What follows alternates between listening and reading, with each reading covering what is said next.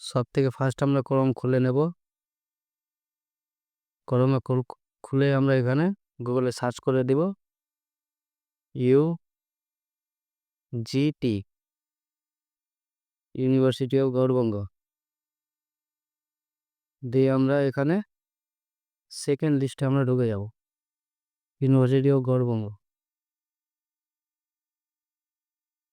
দিয়ে এখানে আমাদের অপশন খুলে গেল। এখন বর্তমানে আমরা CBSE-তে করব। আবার যারা ওল্ড আছে তারা এখানে ওল্ডে করবে, আর যারা আবার নিউ আছে তারা এখানে নিউয়ে করবে, এখানে নিউয়ে করবে। তো আমরা এখন CBSE-তে করতে যাচ্ছি। যারা 1 বছর ল্যাবস ক্যাজুয়াল আছে তাদের জন্য সেম প্রসেস একই আছে। হ্যাঁ, ওল্ড এখানে ঢুকলেও সেম দেখতে পেয়ে যাবা, তোমাকে দেখিয়ে দিচ্ছি, দেখো।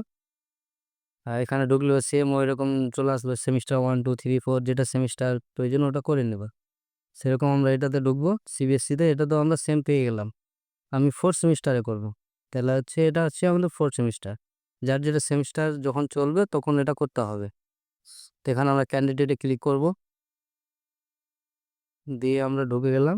তারপরে এখানে আমাদের অপশন চলে আসলো ফর্ম সাবমিশন, তারপরে অ্যাডমিট কার্ড, হ্যাঁ, তারপরে PPR PPS।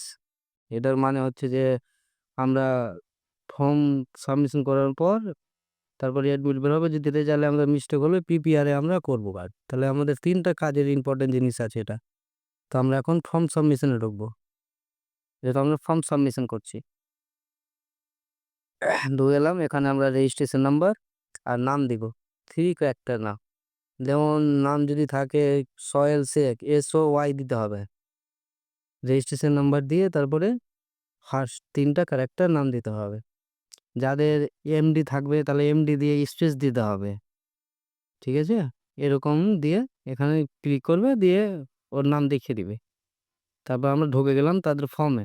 এখানে ফর্ম ঢুকে গেলাম। এখানে আমাদেরকে একটা সাবজেক্ট চুজ করতে বলা হবে, যেহেতু এটা অলরেডি চুজ করা আছে। এখানে একটা ক্লিক করে যার যেটা প্রয়োজনীয় সাবজেক্ট আছে সেটা এখান থেকে সাবজেক্ট একটা চুজ করে নিয়ে নেবে। এটা সাবমিট করা আছে, যেহেতু এটা করা আছে আগে থেকে। দিয়ে এখানে প্রিন্ট মেরে দিবে। প্রিন্ট মারার পর এখানে তোমার ফর্ম হয়ে গেল, কিছু না, বাস এমনি আছে। এটা আমাদের ফর্ম ফিল আপ হয়ে গেল। এখানে PDF আমাদেরকে দেখিয়ে দিল কি কি সাবজেক্ট আছে, কি আছে না আছে। হ্যাঁ, তো এরকম তোমরা করে নিবা। আর ভালো থাকো, সুস্থ থাকো।